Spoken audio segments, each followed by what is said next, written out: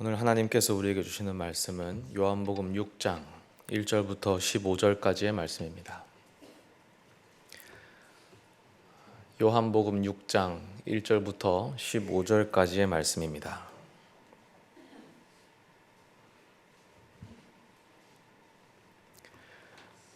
하나님의 말씀을 한 목소리로 봉독하시겠습니다.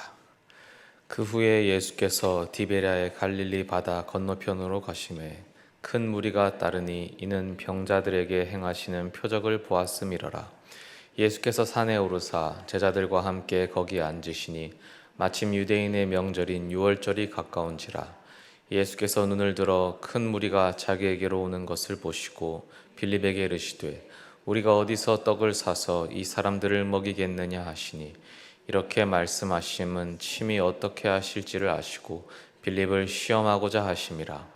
빌립이 대답하되 각 사람으로 조금씩 받게 할지라도 200데나리온의 떡이 부족하리이다. 제자 중 하나 곧 시몬 베드로의 형제 안드레가 예수께 여짜오되 여기 한 아이가 있어 보리떡 5개와 물고기 2마리를 가지고 있나이다. 그러나 그것이 이 많은 사람에게 얼마나 되겠사옵나이까. 예수께서 이르시되 이 사람들로 앉게 하라 하시니 그곳에 잔디가 많은지라. 사람들이 앉으니 수가 5,000명쯤 되더라. 예수께서 떡을 가져 축사하신 후에 앉아있는 자들에게 나누어 주시고 물고기도 그렇게 그들의 원대로 주시니라. 그들이 배부른 후에 예수께서 제자들에게 이르시되 남은 조각을 거두고 버리는 것이 없게 하라 하시므로 이에 거두니 보리떡 5개로 먹고 남은 조각이 12바구니에 찼더라. 그 사람들이 예수께서 행하신 이 표적을 보고 말하되 이는 참으로 세상에 오실 그 선지자라 하더라. 그러므로 예수께서 그들이 와서 자기를 억지로 붙들어 임금으로 삼으려는 줄 아시고 다시 혼자 산으로 떠나가시고.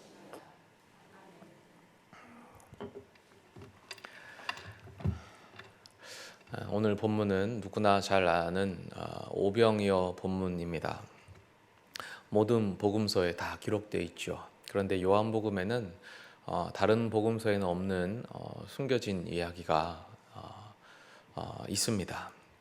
오늘 그 이야기를 좀 찾아보려고 하는데 약간은 상상력이 가미된 이야기일 수 있습니다. 하지만 그 속에 하나님의 큰 은혜가 숨겨져 있습니다.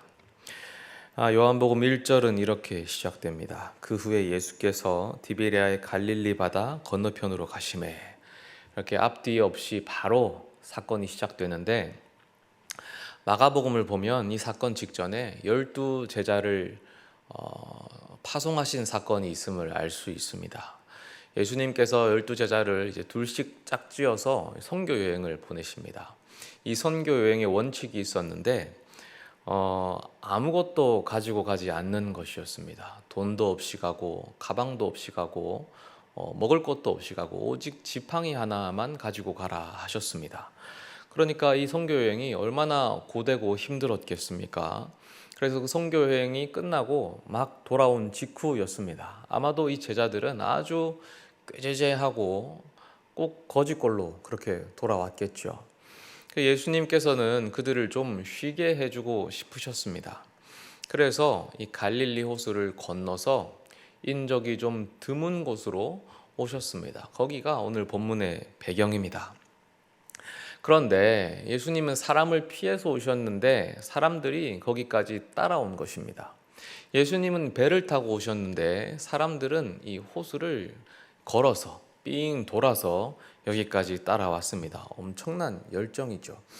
그러다 보니까 이 사람들도 제자들과 그 모습이 별반 다르지 않았던 것 같습니다. 먹지도 못하고 쉬지도 못했습니다. 예수님이 그들을 보면서 측은한 마음이 드셨습니다. 그래서 이들을 좀 먹여야겠다라는 생각이 드셨죠. 이것이 예수님의 마음이셨습니다. 그래서 예수님이 빌립에게 물어보십니다. 우리가 어디서 떡을 좀 사서 이 사람들을 먹이겠느냐? 이 질문에 빌립이 대답을 합니다. 각 사람으로 조금씩 돈을 받게 할지라도 200데나리온의 떡이 부족하리이다. 빌립은 아주 현실적인 사람입니다. 계산이 아주 빠르고 계산 능력이 좋죠. 요한복음에 보면 빌립에 대한 단편적인 이 서술들이 조각조각 퍼져 있습니다. 요한복음 1장에는 빌립이 나다나엘에게 예수님을 소개하는 장면이 있습니다. 그때 빌립은 구체적인 증거를 들면서 예수가 메시아이니 너도 와서 한번 봐라 하는 장면이 있습니다. 요한복음 1장 45절과 46절입니다. 빌립이 나다나엘을 찾아 이르되 모세가 율법에 기록하였고 여러 선지자가 기록한 그 일을 우리가 만났으니 요셉의 아들 나사렛 예수니라. 벌써 이 증거를 막 대지요. 증거가 중요합니다. 46절에 나다나엘이 이르되 나사렛에서 무슨 선한 것이 날 수 있느냐. 이 증거를 대도 못 믿으니까 빌립이 이르되 와서 보라 하니라. 아주 실증적인 사람입니다. 그리고 요한복음 14장에서 빌립은 예수님에게 또 아버지를 보여달라라고 직접 요청합니다. 구체적인 증거를 또 요구하는 것이죠. 요한복음 14장 8절에 빌립이 이르되 주여 아버지를 우리에게 보여주옵소서 그리하면 족하겠나이다. 아주 과학적이고 이 증거를 요청하는 사람입니다. 그러니까 오늘 예수님의 질문 어디서 떡을 사서 이 사람들을 먹이겠느냐에 대해서 정말 빌립답게 대답을 한 것입니다. 아주 빠르게 계산을 하는데 거의 뭐 AI 수준, 인공지능 컴퓨터 수준으로 후다닥 계산을 한 것입니다. 그런데 이것은 나쁜 것이 아닙니다. 이것은 빌립의 은사이고 빌립의 아주 특출난 능력입니다. 예수님의 질문은 어디서 떡을 사서 먹이겠느냐였습니다. 그런데 이 어디서라는 단어는 헬라어 단어가 문맥에 따라서 어떻게라고 해석될 수도 있습니다. 어떤 영어 성경 번역본, RSV 번역본은 이 단어를 how라고 번역하기도 했습니다. 그러니까 빌립은 이것을 기회라고 여겼겠지요. 자신이 가장 잘할 수 있는 곳, 자신의 은사를 발휘할 수 있는 찬스가 온 것입니다. 그래서 그 은사로 예수님을 섬긴 것입니다. 계산을 한 것이죠. how, 어떻게 지금 이 빵을 살 수 있을까? 과연 얼마나 돈이 필요한가? 이 당시 1데나리온은 노동자의 하루치 일당이지요. 그 말은 1데나리온을 벌면 하루 이 한 가족, 보통 이 대가족 10명이라고 칠 때 10명이 하루 3끼를 먹을 수 있는 품삯입니다. 그러니까 1데나리온이면 10명이 3끼 먹으니까 30인분이 나올 겁니다. 그래서 200데나리온이 있으면 6,000인분의 빵을 먹을 수 있겠죠. 지금 5,000명이지 않습니까? 남자만 5,000명이니까 여성과 아이까지 하면 더 많을 것이고, 그래서 각 사람으로 돈을 조금씩 받아도 200데나리온으로도 부족하다라는 계산이 순간적으로 샥 나온 겁니다. 지금 여러분이 계산 따라오셨습니까? 못 따라오셔도 됩니다. 어쨌든 빌립이 이렇게 빨랐다라는 것이 중요합니다. 대단한 사람입니다. 능력이 좋은 것이고 능력이 나쁜 것이 아니죠. 이 능력은 하나님이 주신 것입니다. 우리는 이 은사로 마땅히 하나님을 섬겨야 하죠. 빌립이 그렇게 했습니다. 자신의 은사로 주님을 섬겼지요. 하지만 안타깝게도 이것은 주님이 원하셨던 대답은 아니었습니다. 우리 모두에게는 은사가 있습니다. 하나님께서 각자에게 주신 은사요 선물입니다. 성경에 명시된 은사가 몇 가지 있죠. 고린도전서에 보면 잘 나와 있습니다. 방언의 은사, 예언의 은사, 등등 몇 가지 있는데, 하지만 거기에 기록된 은사는 특별히 당시 고린도 교회에서 활발히 드러났던 은사를 기록한 것입니다. 그래서 그게 전부가 아니죠. 은사라는 것은 영어로 하면 기프트이고 말 그대로 선물, 하나님께서 각자에게 주신 선물, 공동체를 섬기라고 주신 선물이기 때문에 고린도전서의 은사 목록에 얽매이실 필요가 전혀 없습니다. 예를 들어 노래를 잘하는 것, 말을 잘하는 것, 커피를 잘 타는 것, 사람들 이야기를 잘 들어주는 것, 리더십이 좋은 것, 아니면 의료 기술이 좋은 것, 설거지를 잘하는 것, 청소를 잘하는 것, 다 은사일 수 있습니다. 내가 남보다 조금 특출나게 잘한다. 그것이 선천적인 것이든 후천적인 것이든 다 은사일 수 있는 것입니다. 하나님이 주시는 선물입니다. 우리는 그 은사들을 가지고 당연히 하나님께 나아가야 합니다. 그리고 나가고 있죠. 교회 봉사를 할 때에는 은사에 맞는 봉사를 합니다. 이것은 교회에만 해당하는 것이 아니라 모든 직종에 다 해당되는 상식입니다. 제가 군대 장교 출신인데 장교는 차량 운행을 할 때, 차량 이동을 할 때 직접 운전을 하지는 않습니다. 선탑이라는 것을 하는데, 운전병이 운전을 하면 그 옆에 조수석에 앉아서 이 운전 감독을 하는 겁니다. 그게 선탑인데, 쉽게 말하면 이 남편이 운전을 하면 옆에 아내가 앉아서 이 잔소리를 하면서 운전 똑바로 해라 하는 게 선탑입니다. 그걸 장교가 하는 것인데, 사실 저는 당시에 운전면허가 없었습니다. 전역할 때쯤에 면허를 땄기 때문에 제가 선탑 임무를 잘 수행할 수가 없었죠. 불가능했습니다. 은사에 맞지 않는 임무를 항상 했어야 했던 겁니다. 물론 저와 함께 운전을 하면 운전병들은 아주 좋아했습니다. 제가 뭐 말을 할 수가 없어. 저는 아무것도 모르니까 그냥 가만히 갔기 때문에 운전병들은 저와 운전을 하면 너무 좋아했습니다. 근데 결국 한번 사고가 났습니다. 군대에 오면 이 병사들은, 일반 병사들은 모든 것이 제로로 세팅이 됩니다. 걷는 것도 못합니다. 보통 우리 사람은 2살 정도 되면 걷기 시작하지 않습니까? 그래서 2살부터 걸어서 20살이 되면 거의 20년을 걷다가 군대에 오는데, 군복을 입는 순간 걷는 것도 못합니다. 이렇게 걷습니다. 이렇게 모든 것이 제로가 되니까 운전은 기껏해야 걔네들이 2년, 1년 했을 텐데 얼마나 어렵겠습니까? 운전도 다 제로가 되기 때문에 아주 얼어 있습니다. 제가 2등병 차를 탔는데 그 2등병이 너무 긴장을 한 겁니다. 그래서 한참을 갔는데 걔가 사이드 브레이크를 안 내리고 그냥 간 거죠. 한참을 가다가 차 뒤에서 하얀 연기가 샥 하고 난 거죠. 저는 연기가 나는 것도 몰랐습니다. 그 어리버리하던 애가 갑자기 큰일 났습니다. 큰일 났습니다. 왜? 뭐? 해서 차를 세워서 봤더니 그게 이렇게 된 것이었죠. 왜 그러냐면 다 저 때문이죠. 제가 은사에 안 맞는 임무를 맡아서 그런 겁니다.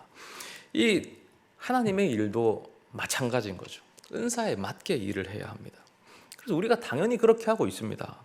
노래 은사에 있는 사람이 노래를 불러야 하고, 셀을 잘 이끌고 은사가 있는 사람이 셀 리더를 하고, 기도에 은사가 있는 사람이 대표 기도를 하고, 뭐 그렇게 당연히 해야겠죠. 그런데 이 모든 당연하다는 일들이 무엇과 같냐면 바로 빌립이 했던 이 방식이잖아요. 빌립이 자신의 은사로, 능력으로 주님께 나아갔습니다. 예수님을 섬겼는데, 그리고 우리가 본 것처럼 이것은 주님이 원하시는 답이 아니었다라는 것입니다. 그래서 이런 방식이 마음에 조금은 불편함으로 다가옵니다. 과연 우리는 어떻게 주님께 나아가야 하는 걸까요? 성경을 다시 한번 보면 그 이후에 한 아이가 등장하죠. 요한복음에만 나오는데 9절입니다. 9절에 간접적으로 등장합니다. 여기 자세히 나오지는 않고 요한복음에서 그나마 언급이라도 해주니까 우리가 알 수 있습니다. 여기 한 아이가 있어 보리떡 5개와 물고기 2마리를 가지고 있나이다. 그러나 그것이 이 많은 사람에게 얼마나 되겠사옵나이까. 안드레의 말인데, 왜 아이는 등장하지 않겠습니까? 우리가 사실 잘 알죠. 고대 사회에서는 이 인간이라고 다 인간이 아니고 성인 남성만 인간이기 때문에 아이와 관련된 일들은 다 생략될 수밖에 없습니다. 그나마 요한복음이 이렇게 흔적을 남겨놓아서 우리가 상상할 수가 있습니다. 오늘 사건이 벌어지는 곳은 처음에 말했다시피 인적이 드문 곳입니다. 사람이 없는 장소를 일부러 예수님이 배 타고 오셨는데 여기 아이가 있는 것부터가 좀 이상하죠. 아이가 지금 굉장히 먼 곳을 돌아왔습니다. 이 갈릴리 호수 둘레가 53km라고 합니다. 이 둘레를 돌아왔으니까 절반을 걸어왔겠죠. 그래서 최소 20km 이상을 걸어왔을 겁니다. 20km라고 하면 이 교회에서 저기 상암 월드컵 경기장까지가 20km라고 하는데 아이가 그것을 걸어온 겁니다. 아이가 뭐 심심해서 걸어왔겠습니까? 예수님 말씀이 듣고 싶어서 걸어왔겠죠. 혼자 왔는지 부모랑 같이 왔는지는 잘 모르겠습니다. 그런데 아마 혼자 온 것 같습니다. 왜냐하면 부모랑 같이 왔다면 이 아이의 오병이어는 부모를 통해서 전달됐을 겁니다. 그리고 이 부모의 오병이어라고 소개됐을 겁니다. 왜냐하면 아이는 소유권이 없기 때문입니다. 그런데 안드레를 통해서 이 아이의 오병이어다라고 한 것을 보아서 아마 아이 혼자서 온 것 같습니다. 그러니까 이 오병이어는 아마 엄마가 싸준 도시락이었던 것 같아요. 이 보리빵 5개와 물고기 2마리. 보리빵은 가난한 사람들의 음식입니다. 오늘날로 치면 삼각김밥 같은 거라고 할 수 있는데, 삼각김밥 5개면 엄청 배부르겠다. 근데 이제 작은 덩어리 5개죠. 물고기도 2마리 하면 뭐 고등어 2마리, 탱탱한 거 2마리면 너무 많은 거 아니냐, 그런 게 아니고 유대인들이 작은 멸치 같은 것을 절여가지고 잼처럼 발라 먹는 것이다 라고 합니다. 그러니까 이 오병이어는 너무 보잘것없는 그런 하찮은 도시락인 것입니다. 이 도시락을 가진 아이가 예수님과 제자들의 대화를 들은 것 같습니다. 예수님을 좋아하니까 여기까지 왔고 근처에서 그 대화를 들었겠지요. 예수님이 말씀하셨습니다. 우리가 어디서 떡을 사서 이 사람들을 먹이겠느냐. 앞서 빌립은 이 대화에서 어디서에 꽂혔죠. 혹은 어떻게에 꽂혔습니다. 그래서 계산을 한 겁니다. 근데 아이는 달랐습니다. 먹이겠느냐에 마음이 멈춘 겁니다. 예수님께서 이 사람들을 먹이고 싶어 하시는구나. 예수님의 마음을 느낀 거죠. 다른 복음서에 보면 예수님께서 이 군중들을 보면서 목자 없는 양과 같이 여기시고 측은해 하셨다, 긍휼히 여기셨다라고 나옵니다. 이 아이가 예수님의 그 마음을 알아차린 겁니다. 그래서 자기 것을 드리고 싶습니다. 그런데 차마 드리지 못합니다. 왜냐하면 너무 보잘것없기 때문입니다. 이 도시락은 자기가 가진 유일한 능력입니다. 그런데 다가가지 못합니다. 너무 보잘것없습니다. 가난한 사람들의 음식인데다가 자기 자신도 그저 아이에 불과합니다. 보잘것없는 자의 보잘것없는 도시락입니다. 그런데 이 아이가 안드레의 눈에 띄지요. 안드레가 어떻게 했겠습니까? 야, 너 뭐야? 너 여기 왜 있어? 손에 그거 뭐야? 너 혹시 먹는 거야? 일로 가져와. 너 먹을 거면 가져와. 빵 하나에 1대씩이다. 이러면서 뺏었겠습니까? 훔쳤겠습니까? 절대 그렇지 않겠죠. 아이가 우물쭈물하고 있으니까 물어봤을 겁니다. 너 왜 도시락을 들고 서 있니? 아이가 부끄러워서 대답도 잘 못했겠죠.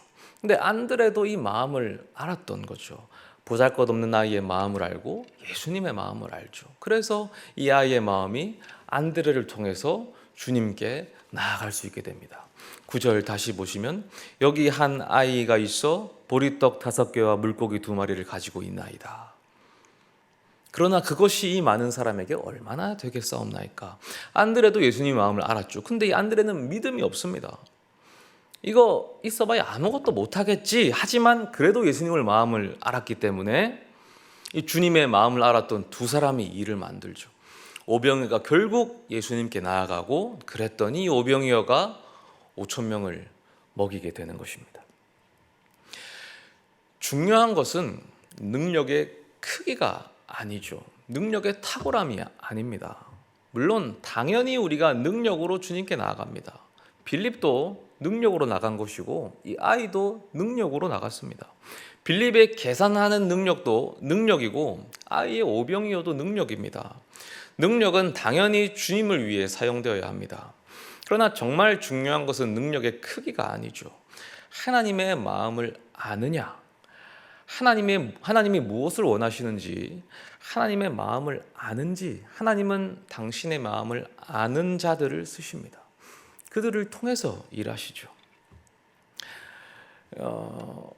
듣기에 따라 참 민망한 말일 수 있지만 이게 제 자랑이 아니기 때문에 제가 말씀을 드리겠습니다. 저는 전도사 때부터 하면 제가 한 10년간 사역을 했는데 저는 그동안 나름 열심히 했습니다. 왜냐하면 주님께서 저에게 은사를 주셨고 저는 그 은사를 통해서 최고의 사역자는 아닐지라도 그래도 항상 최선의 노력을 하는 사역자는 되어야겠다라고 생각을 해왔습니다. 그래서 하나님께서 언제라도 저에게 질문하시면 부끄러움 없이 대답할 수 있도록 준비된 사람이 되어야겠다라는 생각을 항상 했습니다. 제가 예상한 하나님의 질문은 이거였습니다. 너 이거 잘할 수 있니? 이런 질문을 할 거라고 생각했습니다. 그래서 예를 들면 너 찬양인도 잘할 수 있니? 너 설교 할 수 있니? 너 성경 공부할 수 있니? 등등 이렇게 어떤 능력에 대해 물어보시면 언제나 저는 대답할 준비를 하고 살았습니다. 네, 하나님, 제가 최고는 아니겠지만 언제나 최선의 준비를 하고 지냈습니다 라고 대답하려고 부끄럽지 않게 항상 지냈습니다. 그런데 그게 제 신념이었어요. 그런데 얼마 전에 제가 이제 샤워를 하고 있다가 불현듯 하나님이 저에게 질문을 딱 걸어오시는 겁니다. 제가 기다렸던 순간이 왔죠. 질문을 딱 해오셨는데 꽂혀 들어왔죠. 그런데 그 질문이 제가 기다렸던 예상 질문과는 전혀 달랐습니다. 하나님은 저에게 너 이거 잘할 수 있니? 라고 물어보지 않으셨습니다. 하나님은 이렇게 물어보셨습니다. 너 나랑 같은 마음이니? 라고 물어보셨습니다. 너 그렇게 열심히 하고 너 그렇게 최선을 다하고 너 그렇게 달려가는데 너 정말 나랑 같은 마음이니? 라고 물으시더라고요. 만약 저 같은 목사가 사역을 하면서 하나님과 다른 마음을 품고 있다고 생각해 보십시오. 하나님의 마음은 뭐겠습니까? 이 교회가 잘 되고 성도 여러분 한 분 한 분이 잘 되고 하나님의 나라가 흥왕하는 것이죠. 그런데 목사가 그 마음을 품지 못하고 다른 마음을 품으면 어떻게 되겠습니까? 만약에 그런 자가 능력을 갖추게 되면 어떻게 될까요? 그런 자가 최선을 다한다면 어떻게 되겠습니까? 그만큼 위험한 일이 또 있을까요? 그런 사람이 뛰어난 언변을 갖추고 사람을 홀리는 기술을 갖춰서 이 강단에서 말씀을 전하면 그것만큼 위험한 일이 또 있겠습니까? 그래서 하나님은 실력자를 찾지 않으시는 겁니다. 하나님의 마음에 동참하는 자를 찾으십니다. 이것이 어디 목사에게만 해당되는 일이겠습니까? 모든 성도 여러분 한 사람 한 사람에게 다 해당되는 일입니다. 모든 분에게 다 해당됩니다. 그래서 하나님은 실력자를 찾지 않으시고 하나님의 마음을 알아주는 사람, 그 사람을 찾으시는 겁니다. 성가대든 싱어든 셀 리더든 셀 원이든 어디서 봉사하는 사람이든 모든 사람 다 마찬가지입니다. 하나님의 마음에 동참하는 사람, 하나님의 마음을 알지도 못하면서 실력만 갖추고 있는 사람은 쉽게 말하면 간첩 같은 존재입니다. 너무 위험합니다. 하나님 나라의 분열을 일으키는 존재가 되고 맙니다. 너 나랑 같은 마음이니? 이 질문을 제가 받는 순간 깨달았습니다. 내가 뭔가 착각하고 있었다. 방향이 어긋났다. 열심히는 해왔지만 제가 준비했던 답은 안타깝게도 하나님이 원하시던 답은 아니었습니다. 그러던 중에 사실 지난주일 김동호 목사님 설교를 들으면서 목사는 무익한 종이다 라는 메시지를 듣고 제가 저기 앉아서 몰래 눈물을 뚝뚝 흘리면서 그 말씀이 참 제 마음에 찔림도 되고 은혜가 돼서 너무 깊은 감동을 받았죠. 오늘 이 질문은 우리 모두에게 주시는 질문입니다. 여러분 모두 참 헌신된 성도님들이시죠. 특히 이 수요 예배 오시는 분들은 교회 또 하나님께 주님의 몸된 교회에 너무나 헌신된 분들이십니다. 찬양대 또 찬양팀 또 셀 리더분들 또 셀 안에서 보이지 않게 여러 모습으로 섬기시고 또 재직, 교육부서, 권사회, 샬롬회 이곳저곳에서 다 자신의 은사와 능력으로 주님의 몸된 교회를 섬기고 계시고 사실은 이 예배 자리를 지키는 것만으로도 몸된 교회를 든든하게 세워가시는 분들이십니다. 그런 분들에게 하나님께서 질문하십니다. 너 나랑 같은 마음이니? 이 자격이 없다는 생각은 이제 그만하셔야 합니다. 그런 건 생각할 거리도 안 됩니다. 주님 앞에서 오병이어가 없는 사람은 없습니다. 누구나 오병이어가 있어요. 그러나 한번 대답해 보십시오. 정말 내가 주님과 같은 마음입니까? 이것이 핵심입니다. 우리는 무엇을 위하여 예배를 나오고 무엇을 위하여 헌신하고 무엇을 위하여 이 주님께 엎드립니까? 우리 주님은 아프고 상하고 깨진 영혼들, 복음이 필요한 그 영혼을 긍휼히 여기십니다. 교회를 위하실 뿐만 아니라 우리 교회를 넘어서서 이 지역과 나라와 북한과 또 온 세계를 향하여 긍휼의 마음이 넘치십니다. 과연 우리가 그 주님과 같은 마음을 품고 있습니까? 11절에 예수께서 떡을 가져 축사하신 후에 앉아있는 자들에게 나눠주시고 물고기도 그렇게 그들의 원대로 주시니라. 여기서 축사는 헬라어로 보면 감사하다라는 뜻입니다. 너무나 부족하고 보잘것없던 그 도시락을 드린 아이는 부끄러워서 나서지도 못했죠. 그런데 주님은 그걸 받으시고 하나님 앞에 깊이 감사드리셨습니다. 그리고 12절에 그들이 배부른 후에 예수께서 제자들에게 이르시되 남은 조각을 거두고 버리는 것이 없게 하라. 남은 조각을 예수님이 다 모으라고 하십니다. 왜 그러셨을까? 물론 남은 음식을 모으는 것은 유대인의 관습이라고 합니다. 하지만 예수님은 굳이 이것을 명령하십니다. 명령 안 해도 다 알아서 모을 텐데 예수님이 다 모으라, 남기지 말도록, 버리지 않도록 해라라고 명령을 하셨습니다. 왜 그러셨을까요? 너무 귀하기 때문이죠. 주님께서 이 보잘것없는 이 오병이를 얼마나 귀하게 여기는지 보십시오. 그냥 빵 뜯어먹고 남아서 버리는 것에 불과합니다. 하지만 주님께서는 그것이 너무 귀한 것이죠. 조금도 버려서는 안 되는 것입니다. 여러분, 누가 식사를 대접했는데 그 대접하는 마음이 너무 감사하고 귀해서 내가 밥 한 톨도 남기지 않겠다, 그런 마음 여겨보신 적 있지 않으십니까? 주님이 바로 그런 마음이신 겁니다. 아이가 자기 도시락 전부를 바쳤는데 그걸 어떻게 남기고 가겠습니까? 다 걷어야죠. 다 모아야죠. 절대 보잘것없는 도시락이 아닌 것입니다. 너무 귀한 도시락이죠. 우리 주님께서 이렇게 우리 인생을 상상도 못할 정도로 귀하게 여기시는 것입니다. 우리의 부족한 믿음과 우리의 보잘것없는 은사와 헌신을 말할 수 없을 정도로 귀하게 여기십니다.